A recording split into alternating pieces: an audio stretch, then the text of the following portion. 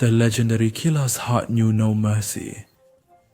She enjoyed dissecting and cutting up her victims' bodies and throwing their remains to hungry pigs to devour, all for the money she loved madly, to the extent she didn't mind killing her children for it. Her life and death became a mystery that puzzled investigators and researchers for decades, during which she turned into a legend, rightfully taking her place among the most notorious killers and criminals in history. The year 1907, a dark and rainy night. All the lights are out in the town of Daborti, except for the dim lamplight emanating from one of the large isolated wooden houses. Everything that night was terrifying. But if you, dear listener, had the chance to come close to one of the windows of that house, you would know the true meaning of horror. There, behind the window swaying in the stormy wind inside that house, stood a tall and large woman. Her facial features exuded harshness, and locks of her golden hair were scattered around her head carelessly, adding to her appearance of roughness and savagery. She was holding a large cleaver, bringing it down on the naked corpse of a man laid out in front of her on the table. From time to time, she wiped away the beads of sweat and scattered blood on her face. She began cutting the limbs and body parts into small pieces and continued working until the corpse disappeared and turned into 2 large buckets filled with pieces of human flesh. She quietly carried them to the barn and quickly dispersed them in front of the hungry pig, which soon devoured their tasty meal. The woman returned home, and soon after, the lights disappeared, plunging the town into complete darkness and silence. The only thing that tore it apart was the lightning and the roaring thunder, starting from Norway.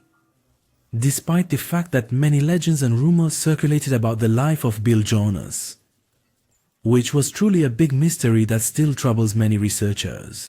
However, it is agreed that she was born in 1859 to a poor Norwegian family consisting of the father, mother, and 8 children, with Belle being the youngest. Not much is known about her childhood. However, according to a Norwegian television program, it was said that she experienced an incident in her early youth that had a significant impact on shaping her harsh personality. While she was dancing at an event while pregnant, she was assaulted by an adult who harshly hit her stomach, leading to the miscarriage of the child. Although she quickly recovered from this incident, everyone who knew her agreed that her personality changed significantly and noticeably after this event, and it may have been a major reason for her insistence on emigrating to America. She worked for 3 years on a large farm to save up for the ticket to the New World. In the year 1881, her dream came true, and she arrived in America to live with her sister, who had migrated before her. She initially worked as a maid. Her only concern was to gather money by any means possible. Her sister described her obsession saying, "Belle was obsessed with collecting money, which was her main weakness." In 1884, she married in Chicago. The two opened a confectionery shop, but it was a failed project. The shop suddenly burned down after a few months, and Belle claimed that the fire was caused by an oil lamp explosion.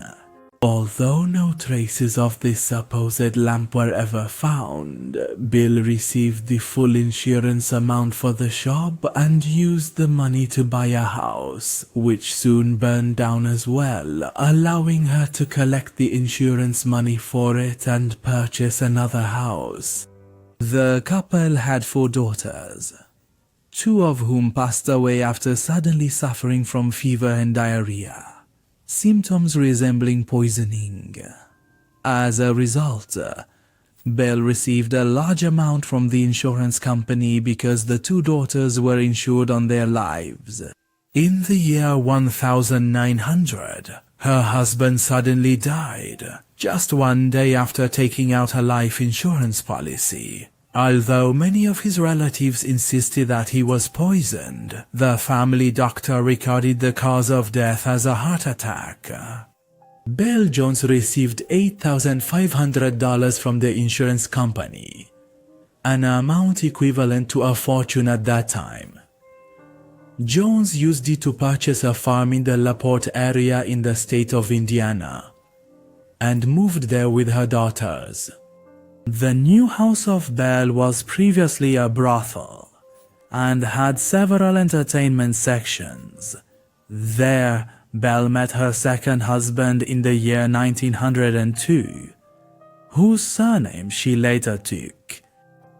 Peter Jones was a strong Norwegian immigrant who managed a pig farm and also worked as a butcher. He was previously married and had two daughters who suddenly died just 1 week after his marriage to Belle. In December of 1902, Peter Jones died as a result of a horrific accident. According to Belle's claim, she said that a huge metal machine accidentally fell on her husband's head from one of the shelves, crushing his skull and killing him instantly.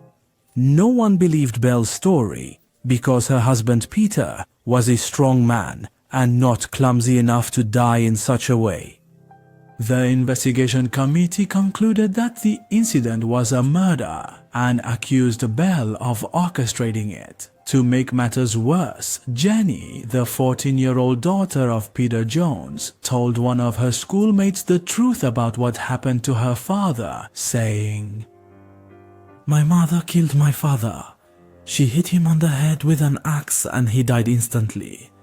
Please don't tell anyone about this."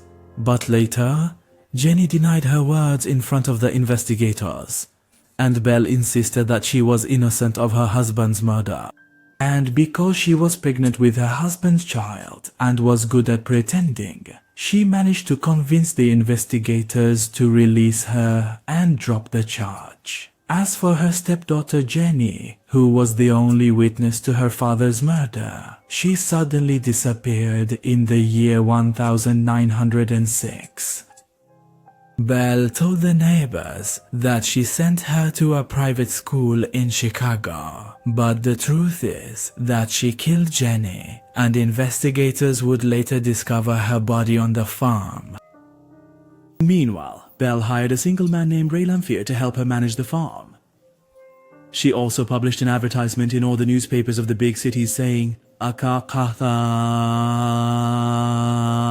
beautiful widow owns a large farm in one of the best areas of rural LaPorte, Indiana. She wishes to meet a respectable gentleman of equal standing, willing to combine their fortunes. She will not accept any letters unless the sender is ready to visit personally upon response. This ad is for serious individuals only." After this ad, men began flocking from all over to Belle Gunness's farm. Most of them were greedy for the beautiful widow's wealth, thinking they had stumbled upon easy prey and an available bounty, but it never occurred to them that they were the ones who became the prey and the bounty, and that they would not leave this farm alive. They were all of modest means, and most of them brought their entire wealth in cash or checks. They all disappeared less than a week after arriving at the farm and were not seen again. Only one person survived, named George Anderson, who did not bring all his wealth with him to the farm, and he did not like Belle very much, as she was not as beautiful as he expected. He also realized that she was a harsh woman, and when she brought up the matter of the money, he told her that he had to return to the city to bring the rest of his money. That night, while Anderson was sleeping, he woke up to a sound in the room and opened his eyes to see Belle standing over his head holding a candle. There was a strange and terrifying look in her eyes that made him scream in panic, so she left him and hurried out of the room. He jumped out of his bed trembling with fear, put on his clothes and fled the house, and no one in Davenport saw him again.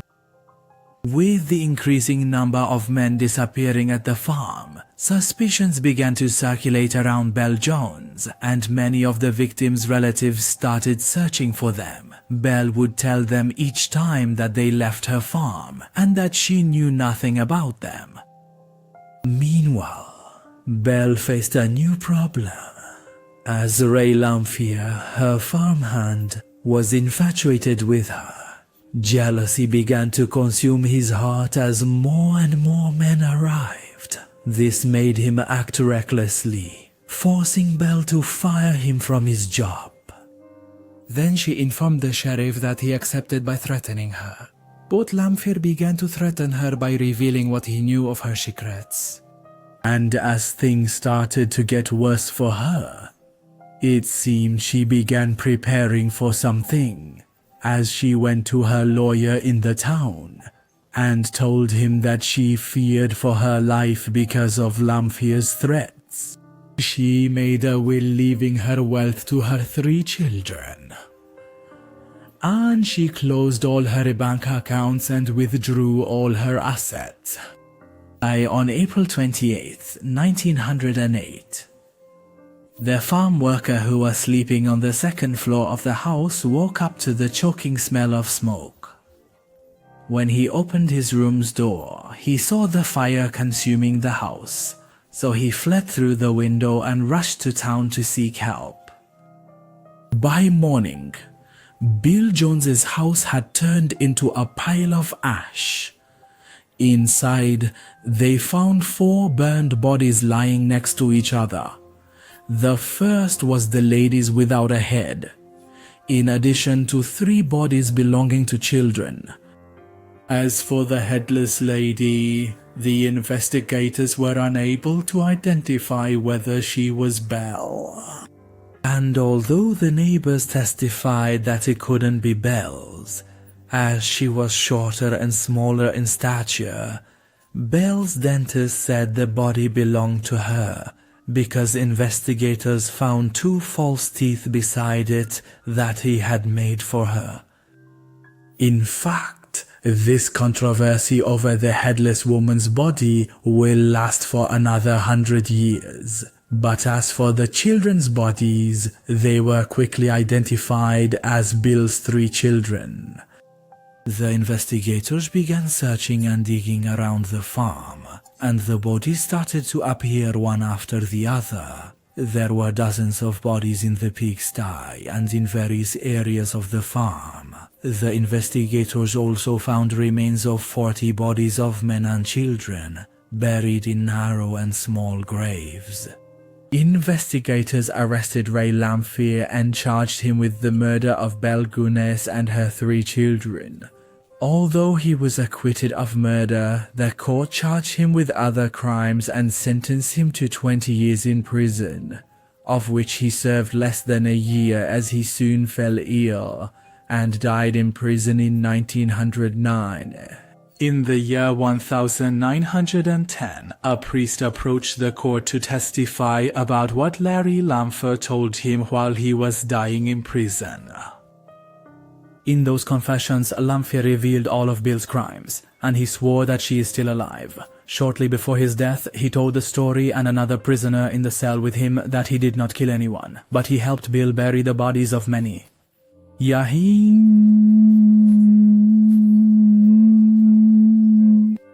When one of the targets came, Belle would provide him with comfortable lodging, try to seduce him, and serve him delicious and varied meals. Then she would drug him with a cup of coffee, and afterwards smash his head with the hatchet.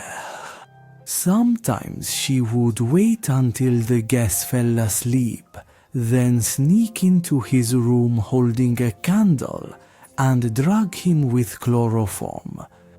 Being a large and strong woman, she would carry her victim from his bed like a child and take him downstairs to place him on the table and proceed to dismember him. She was an expert in cutting and dissecting bodies, having learned this from her second husband, who was a butcher. Sometimes she would bury the remains in the pigsty and other parts of the farm, and sometimes she would feed the remains to the hungry pigs to devour. As for the beheaded woman discovered under the rubble of the burnt house, Al-Atheer told them that she was actually a woman whom Belle had brought from Chicago under the pretense of hiring her as a housekeeper. Then she drugged her on the same day she arrived, cut off her head and placed it in a bag which she tied to a heavy stone and threw it into a deep spot in the lake. Then she dragged the body and laid it out on the lower floor of her house. After that, she drugged her 3 children and killed them by suffocation, then laid their small bodies next to the headless woman's corpse. Thalia raised the headless woman's body and put some of her own clothes on it, then removed 2 of her false teeth and threw them beside the body so everyone would think it was her.